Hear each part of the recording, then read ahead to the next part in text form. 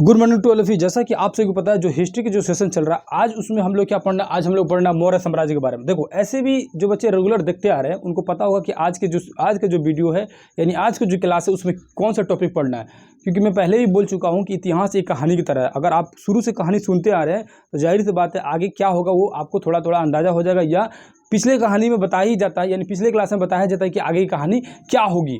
तो देखो, रेगुलर अगर क्लास देख रहे हो ना तो बेहतर तरीका से इतिहास समझेगा। इतिहास में बहुत ज़्यादा ये डिफिकल्ट नहीं याद करना। बहुत सारे बच्चे बोलते हैं हिस्ट्री कैसे याद होगा। देखो, पूरी टोटली कहानी की तरह। कैसे तुम कहानी याद रखते हो, फिल्म कैसे याद रखते हो, तो एक विजुअल फिल्म की तरह याद रखो कि ऐसे ऐसे ऐसे ऐसे हो रहा है। जैसे इससे पहले मैं पढ़ा चुका हूँ हसीन, यानी कि क्या, हर्यक वंश, शिशुनाग वंश, नंद वंश। हर्यक वंश के बारे में पूरे डिटेल में बताया हूँ, शिशुनाग वंश के बारे में डिटेल बढ़ा हूँ। क्यों हर्यक वंश से? क्योंकि यहीं से वंश शुरू हो रहा है, यहीं से राजाओं का शासन शुरू हो रहा है। इससे पहले हम लोग और अलग अलग टॉपिक पढ़ रहे थे, जैसे बौद्ध जैन पढ़ रहे थे लोग, वो सब अलग अलग टॉपिक पढ़ रहे थे लोग, ठीक है।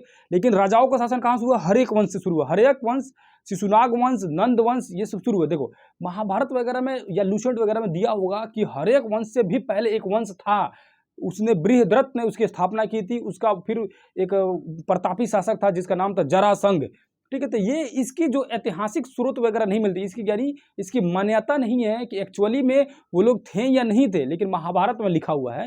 तो मान भी सकते हैं, नहीं भी मान सकते हैं, क्योंकि ऐतिहासिक स्रोत नहीं है। लेकिन एक्चुअल में अगर एग्जाम में क्वेश्चन पूछता है कि सबसे पुराना वंश कौन सा है, तो हर्यक वंश आता है, यानी सबसे प्रथम वंश हर्यक वंश, ठीक है। ये जरासंध या बृहद्रथ वाला नहीं आता है, वो सिर्फ महाभारत में लिखा हुआ है, ठीक है।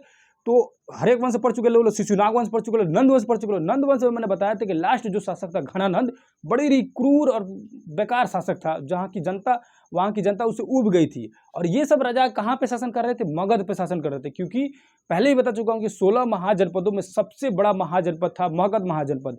जबकि मान लो कि चलो सबसे बड़ा महाजनपद मगध है, तो उसके राजा भी सबसे ज़्यादा पावरफुल होगा, क्योंकि उसके पास सैनिक ज़्यादा होंगे, हथियार वगैरह ज़्यादा होगा, ठीक है।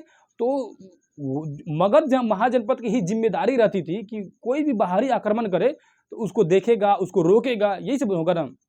तो मैंने लास्ट वीडियो में बताया था कि सिकंदर हमला करता है, सिकंदर भारत की तरफ प्रवेश करता है, तक्षशिला की यानी कश्मीर की तरफ से प्रवेश करता है। तक्षशिला से वहाँ के राजा खुद से समर्पण मान लेते हैं, यानी कि घुटना टेक देते हैं, खुद से आत्मसमर्पण कर देते हैं। और ये क्या बोलते हैं, उसके बाद आता था पंजाब में। पंजाब का जो पोरस राजा था वो लड़ा सिकंदर से, बोला कि भले हम हार जाएंगे लेकिन लड़ेंगे जरूर। लेकिन लड़ा भी और हार भी गया। हालांकि हार गया लेकिन लड़ा बड़ी बहादुरी से, तो ये देखकर सिकंदर काफी खुश हुआ। ये सारी चीजें को मैं डिटेल में समझा चुका हूं। देखो, पिछला वीडियो जो भी देखा होगा उसको अच्छे से पता है, उतना फिर डिटेल में बताने की जरूरत नहीं, क्योंकि वीडियो फिर लंबा होता जाएगा। बार बार पीछे कहानी बताओ तो टाइम काफी ज्यादा लॉस होगा। आज हम लोग शुरू करेंगे क्या, मौर्य साम्राज्य के बारे में शुरू करेंगे। मौर्य साम्राज्य में मौर्य के बारे में पढ़ना है कि मौर्य एक्चुअली में आया कहाँ से, कौन इसको लाया, और क्या क्या अपने जीवन में क्या क्या घटनाएं कर रही है, उससे रिलेटेड जितने भी पॉइंट्स वगैरह है उसको नोट किया गया है, उसको समझा दिया जाएगा, ठीक है, डिटेल में, जो एग्जाम के दृष्टि से भी आपको समझ आ जाएगा और कहानी क्या है वो भी समझ आ जाएगा बेहतर तरीके से, ठीक है। तो आज शुरू करते हैं लो मौर्य साम्राज्य। तो मैं हूं आलमगीर आलम और आप देख रहे हैं आलम स्टडी सेंटर 0 है, ठीक है। तो सबसे पहले शुरू करेंगे मौर्य साम्राज्य के बारे में। तो मौर्य साम्राज्य का स्थापना कौन कर रहा है? तो चंद्रगुप्त मौर्य, वही चंद्रगुप्त मौर्य जो चाणक्य की सहायता से मगध पर शासन करने आता है। अब देखो यहाँ लिखा है स्रोत, जूनागढ़ अभिलेख, शाहगौर अभिलेख, मेगस्थनीज या जस्टिन, ये जो भी है यहाँ पे लिखा हुआ है, प्लूटार्क वगैरह जो भी आएंगे, ये स्रोत होता क्या है। देखो, मान लो कि आज हम लोग पढ़ रहे लोग चंद्रगुप्त मौर्य के बारे में पढ़ रहे हैं लोग, तो मान के चलो चंद्रगुप्त मौर्य जो है उस समय क्या किया होगा, कैसे किया होगा, हम लोग को जानकारी कैसे मिलता है, कैसे पता चलेगा कि वो क्या किया है, वो कैसे किया है। तो ये जो लोग है ना, जूनागढ़ अभिलेख बता चुके हैं कि अभिलेख क्या होता है। तो जूनागढ़ अभिलेख, शाहगौर अभिलेख पर लिखा हुआ है चंद्रगुप्त मौर्य के बारे में। फिर से ये मेगस्थनीज जो है ना, ये मेगस्थनीज आगे बताएंगे कौन है। ये एक बुक लिखा है, इंडिका बुक, वो उस बुक में भी चंद्रगुप्त मौर्य के बारे में जानकारी वगैरह दी हुई। मान लो उसी सबसे ना डिटेल निकालेंगे तब ना पता चलेगा कि उस समय का शासक कैसा था लो, क्या करता था लो। तो यानी कि स्रोत, यानी कि चंद्रगुप्त मौर्य के बारे में हमें जानकारी कहाँ से मिली है? जूनागढ़ अभिलेख से, शाहगौर अभिलेख से, मेगस्थनीज की पुस्तक से मिली है। मेगस्थनीज की पुस्तक है इंडिका, उससे हमें जानकारी मिली है। जस्टिन द्वारा मिली है, जस्टिन भी चंद्रगुप्त मौर्य के बारे में कुछ कुछ वगैरह लिखे हुए। फिर यहाँ तक प्लूटार्क भी कुछ कुछ चंद्रगुप्त मौर्य के बारे में लिखे हुए हैं, ठीक है। तो ये लोग कहानियां वगैरह लिखते थे, इतिहासकार थे, या अभिलेख मिला या सिक्का मिला, इन सभी से क्या पता चलती है? चंद्रगुप्त मौर्य या मौर्य साम्राज्य का शासन का पता चलता है, ठीक है। अब इनके चंद्रगुप्त मौर्य की माता का नाम क्या था? मोरा था। क्या नाम था? माता का नाम मोरा था। ये निम्न जाति के थे, यानी कि एक नॉर्मल इंसान थे, नॉर्मल सामान्य जाति के लोग। ये चंद्रगुप्त मौर्य जो है सामान्य जाति के थे, ठीक है। इनकी जो शिक्षा जो हुई तक्षशिला में, तक्षशिला कहाँ है?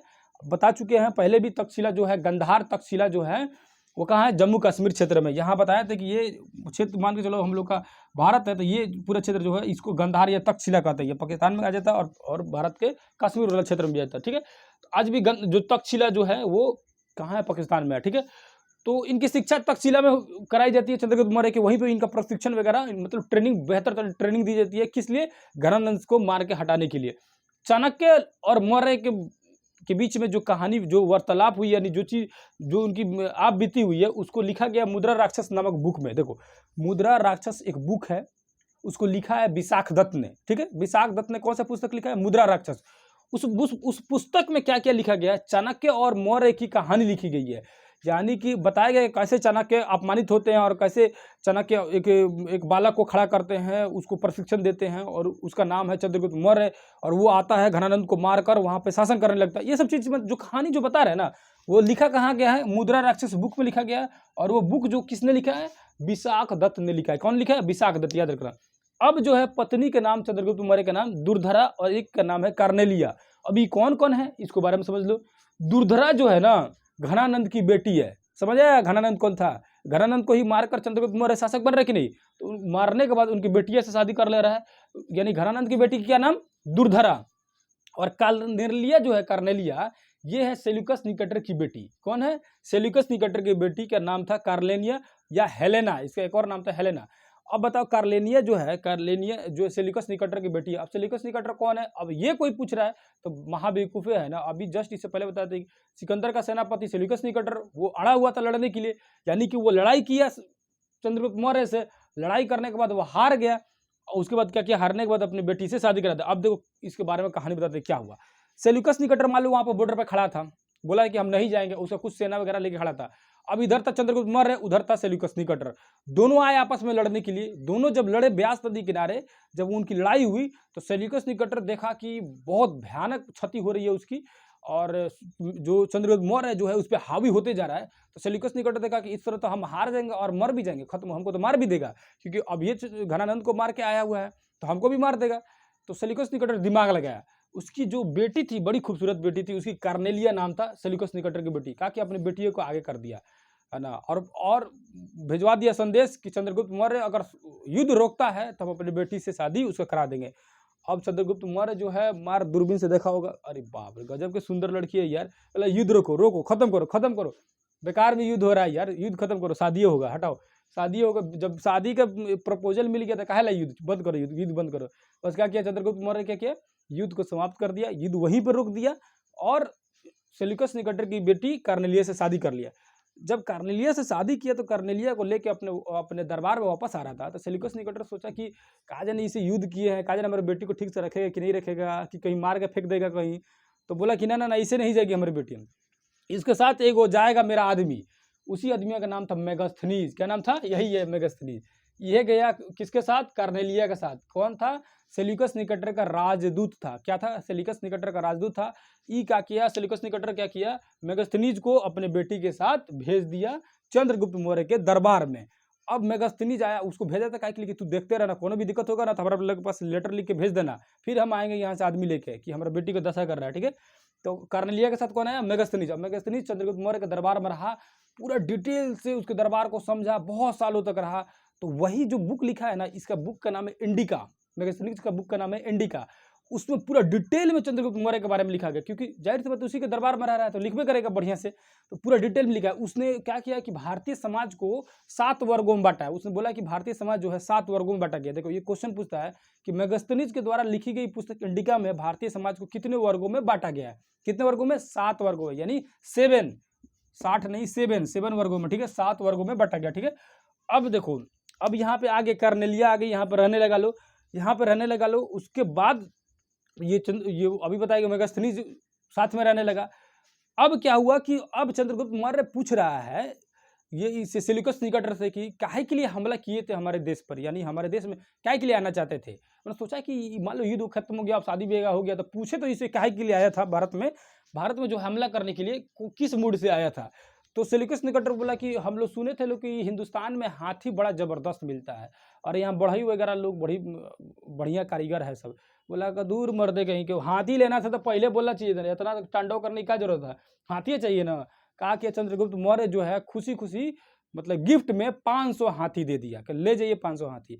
और सेल्यूकस निकेटर भी अपने बेटिया का शादी कर रहा था, दहेज में कुछ ना कुछ तो देवे करेगा। दहेज में ही क्या किया सेल्यूकस निकेटर, अब मान लो कि वो पूरा सिकंदर क्षेत्र जीत ही ना आ रहा था जी, तो सिकंदर जब मर गया तो कौन उसका उत्तराधिकारी होगा, तो यही सेल्यूकस निकेटर होगा, ठीक है। तो सेल्यूकस निकेटर क्या किया कि जितना क्षेत्र वगैरह था उसमें से अफगानिस्तान जो क्षेत्र था, ठीक है, अफगानिस्तान को क्या किया, दे दिया दहेज में, ले जाइए चंद्रगुप्त मौर्य, ये अफगानिस्तान को ले लिए। तो पहले मान के चलो हम लोग का जो भारत का मैप ऐसे मान लो अभी फिलहाल में ऐसे है, ठीक है, ऐसे जो मैप हम लोग का, लेकिन ये जो पाकिस्तान वाला क्षेत्र है ये तो भारत में ना था जी। तो उसके बाद था यहाँ पे अफगानिस्तान, क्या था अफगानिस्तान, ठीक है। और यहाँ ये पर्वत है हिंदुकुश पर्वत, यानी कि पाकिस्तान और अफगानिस्तान के बीच में एक पर्वत है हिंदुकुश पर्वत, इसी पर्वतों को क्रॉस करके आया हुआ था सेल्यूकस निकेटर या सिकंदर जो भी आया था, ठीक है।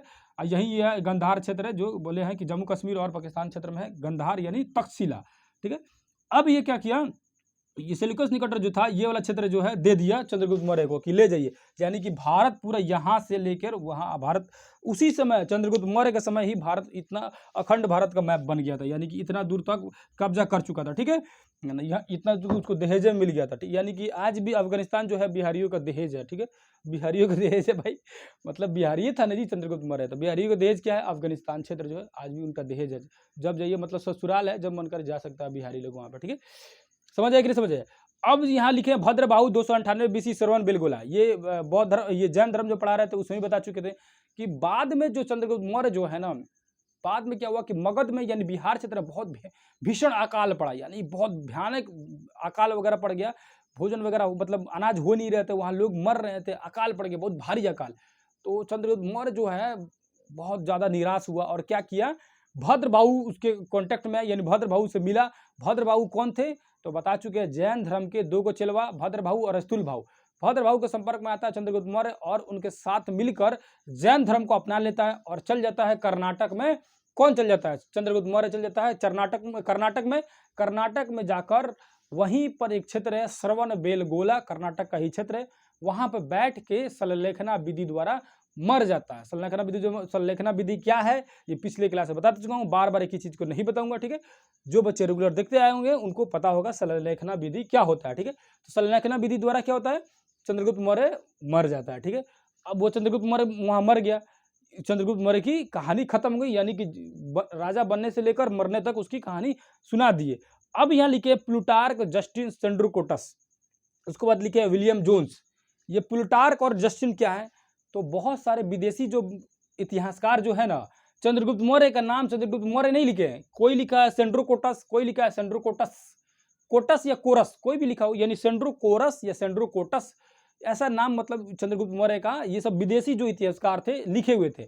तो किसी को पता नहीं चल रहा था कि ये क्या लिखा हुआ है, मतलब लिखे थे कि सेंड्रोकोटस जो है उससे सेंड्रोकोटस का लड़ाई हो रही है सिकंदर से, यानी अलेक्जेंडर महान सिकंदर से लड़ाई हो रही है। तो कह रहा सिकंदर से लड़ाई भारत में तो चंद्रगुप्त मौर्य के साथ हुआ था या राजा पोरस के साथ हुआ था, तो सबका नाम पता चल जा रहा था, लेकिन चंद्रगुप्त मौर्य का नाम नहीं पता चलता था।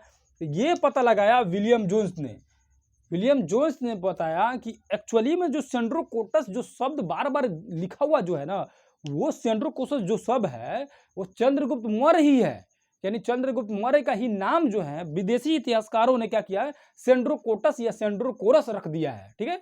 तो यानी कि इसकी पता किसने लगाया, विलियम जोन्स ने, और लिखा कौन था, प्लूटार्क और जस्टिन ने चंद्रगुप्त मौर्य का नाम सेंड्रोकोटस या सेंड्रोकोरस लिख दिया था, ठीक है। अब हम लोग क्या है, चंद्रगुप्त मौर्य मान लो मर जाता है कर्नाटका में जाकर, अभी बताएं, उसके बाद उसका कोई उत्तराधिकारी बनेगा नहीं, यानी मगध का कोई राजा फिर से बनेगा नहीं। तो उसके बाद आया बिंदुसार, याद रखना बिंबिसार और बिंदुसार में बहुत कंफ्यूजन होता है। हर्यक वंश का संस्थापक है बिंबिसार, ठीक है, बिंबिसार यानी बिंब हो गया, पिलर हो गया, बिंबिसार, ठीक है। और चंद्रगुप्त मौर्य जो है याद रखना मौर्य का पॉइंट सार है, मौर्य जो है पॉइंट सार है। पॉइंट सार कैसे, पॉइंट सार देखो कैसे, बिंदु को बोलते हैं, ये बिंदु क्या, बिंदु इसको क्या बोलते हैं, बिंदु बोलो या पॉइंट बोलो या दशमलव बोलो, ये नहीं बोलते हैं हम लोग। तो पॉइंट सार याद रखना, इसका नाम याद रखना पॉइंट सार क्या है, पॉइंट सार किस में आएगा, चंद्रगुप्त मौर्य का पॉइंट सार था, यानी चंद्रगुप्त मौर्य का अगला जो उत्तराधिकारी आएगा कौन आएगा, चंद्रगुप्त मौर्य का अगला उत्तराधिकारी कौन आएगा? पॉइंटसार, यानी कि बिंदुसार। कौन सा? बिंदुसार। पॉइंटसार से अगर याद रहेगा ना तो कंफ्यूजन दूर हो जाएगा, नहीं तो बिंबिसार और बिंदुसार में बहुत बच्चों को कंफ्यूजन था, मुझे भी पहले कंफ्यूजन होता था, तो मैंने क्या किया, अपना ट्रिक बना दिया, पॉइंटसार यानी कि मौर्य का है पॉइंटसार और हर एक वंश का है बिंबिसार, यानी पिलर वाला सार, यानी कि घर बनने से पहले सबसे पहले पिलर दीजिए कि नहीं, यानी वंश शुरू से होने से पहले सबसे पहले बिंब आएगा कि नहीं, तो बिंब पहले आया बिंबिसार हर एक वंश का, और बाद में आया पॉइंटसार। क्या आया? पॉइंटसार। ऐसे पॉइंट दे दिए सार, ठीक है। पॉइंटसार आ रहा है किसमें? बिंदुसार आ रहा है किसमें? चंद्रगुप्त मौर्य का उत्तराधिकारी। अब बिंबिसार के बारे में पॉइंटसार के बारे में थोड़ा सा डिटेल में पढ़ लेंगे लोग। इसकी माता का नाम है दुर्धरा। देखो माता का नाम क्यों लिखे हैं, यहाँ दो शादी कर रहा है कि नहीं चंद्रगुप्त मौर्य, एगो दुर्धरा से एगो कार्नेलिया से। अभी कौना का लड़का है मालूम होना चाहिए कि नहीं, किसका बेटा है पता होना चाहिए कि नहीं चाहिए, तो ये किसका बेटा है? दुर्धरा का बेटा। वही दुर्धरा किसका? घनानंद की जो बेटी थी दुर्धरा, उसका बेटा है कौन? बिंदुसार, ठीक है, उसका बेटा है बिंदुसार, यानी दुर्धरा का बेटा बिंदुसार, यानी एक नाना कौन हो जाएगा? घनानंद हो जाएगा नाना, ठीक है। अब इसके दरबार में क्या हो रहा है ना, सीरिया नरेश एटियोकस जो है, सीरिया नरेश के एटियोकस है, वो उसके राजदूत का नाम यहाँ नहीं लिखे, लेकिन उसका राजदूत का नाम है डाइमेकस। क्या नाम है? डाइमेकस। क्या है? डाइमेकस। डाइमेकस जो है ये कौन है? सीरिया नरेश एटियोकस के राजदूत है। अब ये क्या हुआ है कि डाइमेकस जो है इसके दरबार में आता है, तो आने से पहले क्या है, ये बिंदुसार क्या बोलता है कि आप सीरिया जो क्षेत्र है, सीरिया से अंजीर, शराब और दार्शनिक को लेते आइएगा। अंजीर, शराब और दार्शनिक को लेते आइएगा, मतलब ये लेटर भेजते हैं सीरिया नरेश एटियोकस कि हम आपके दरबार में अपना एक राजदूत भेज रहे हैं, आप अनुमति दीजिए मेरे राजदूत को आपके दरबार में रहने के लिए, क्योंकि आपके दरबार के बारे में ये समझना चाहता है मेरा राजदूत, ठीक है। तो मान लो कि वो लेटर लेके भेजेंगे, तो इधर से बिंदुसार भेजा, पॉइंटसार जो है वो लेटर लेके भेजा कि भेज रहे हैं ना उसको, तो क्या कीजिएगा, अंजीर भेज दीजिएगा साथ में, अंजीर, उसके बाद शराब और आप थोड़ा ढेर भेज दीजिएगा, आपके देश में शराब तो बड़ा जबरदस्त बनता है, ये बोला किससे? एटियोकस से, ठीक है। और दार्शनिकों को भेज दीजिएगा। तो एटियोकस बोला कि अंजीर और शराब तो दे देंगे, लेकिन दार्शनिक जो है वो बिकाऊ नहीं है, वो इधर उधर मेरे घूमने वाले नहीं है कि कहीं बोल दिया भेज देंगे। तो शराब और अंजीर साथ में देकर, डाइमेकस के साथ देकर, वो चंद्रगुप्त मौर्य का दरबार जो था, यानी ये बिंदुसार का जो दरबार था उसके दरबार में भेज दिए। कौन भेज दिया? एटियोकस भेज दिया, ठीक है। यानी कि बिंदुसार के दरबार में कौन राजदूत आ रहा है? डाइमेकस। और चंद्रगुप्त मौर्य के दरबार में कौन आ रहा था? कौन था राजदूत? मेगास्थनीज था। किसका राजदूत था? सेल्यूकस निकटर का। यहाँ डाइमेकस किसका राजदूत है? एटियोकस का राजदूत है, ठीक है। ये शराब और अंजीर लेकर साथ में आता है।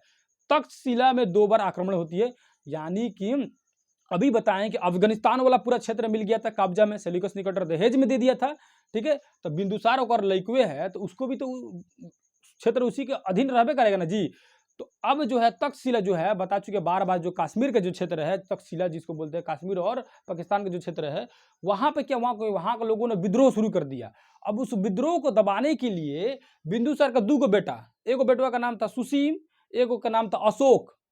तो सुसीम जो था वर्तमान मतलब उस समय प्रेजेंट में तक्षशिला का ही क्षेत्र का ही उत्तराधिकारी था, मतलब उसी क्षेत्र में वो, मतलब उसी क्षेत्र का क्या था, सूबेदार जिसे बोलते हैं, या शासक था, उसी क्षेत्र का शासक, यानी तक्षशिला का शासक कौन था? सुसीम था। इसका बेटवा था, वहां का रखवाली वगैरह यही कर रहा था। तो सुसीम से बोला, ये बिंदुसार बोला कि जाओ देखो तक्षशिला में वहां पे विद्रोह लोगों ने किया है, उसको जाकर मतलब लोग को शांत करके आओ। ये गया, शांत नहीं हो पाया, ठीक है। मतलब इससे ये असफल रहा वहां के विद्रोह को दबाने में। विद्रोह को दबाने में कौन असफल रहा? सुसीम। कौन है? ये बिंदुसार का बड़का बेटवा है, ठीक है। अब फिर छोटका बेटवा को कह रहा है कि तू आओ। छोटका बेटवा कहाँ का शासक है? अवंती का शासक था उस समय ये अवंती का शासक था। अवंती वही उज्जैन अवंती, ठीक है। उसको बोलता है कि तू इधर आओ, ये बड़का से काम नहीं चल रहा, तू आ जाओ तक्षशिला में, जाकर वहां लोग को शांत कराओ, ये काहे हल्ला कर रहा है सब, वो विद्रोह करने के लिए तैयार हुआ है सब। अशोक जाता है तक्षशिला में, अब मारता है एकदम खच खच खच, सबको उड़ा देता, बड़ी मार, बड़ी भयानक नरसंहार करता है। यानी कि अशोक जाता है, बड़ी क्रूर शासक, बड़ी खतरनाक, गया तक्षशिला में, इतना काटा लोग के कि विद्रोह कि कई जन्मों तक तो लोग वहां का भूलिएगा कि विद्रोह होता क्या है, सबको मार के शांत कर दिया। बिंदुसार देखा तो कहा कि छोटके है राजा, यही बनेगा आगे चल के, बड़ी खचड़ा है, 1 मिनट किसी को बर्दाश्त नहीं कर रहा है। बाद में एक्चुअली में बाद में इसका उत्तराधिकारी अशोक बनेगा, समझ आए, क्योंकि बहुत खतरनाक था।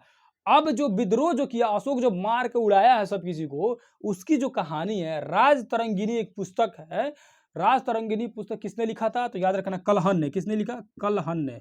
इधर बता चुके हैं कि मुद्रा रक्षक पुस्तक किसने लिखा है, तो विशाख दत्त ने। लिख देते हैं, नहीं पता होगा तो विशाख दत्त का पुस्तक है, ठीक है, ये मुद्रा राक्षस। और ये कलहन का पुस्तक है राजतरंगिणी, यानी कलहन इतिहासकार हैं, वो पुस्तक लिख रहे हैं राजतरंगिणी पुस्तक।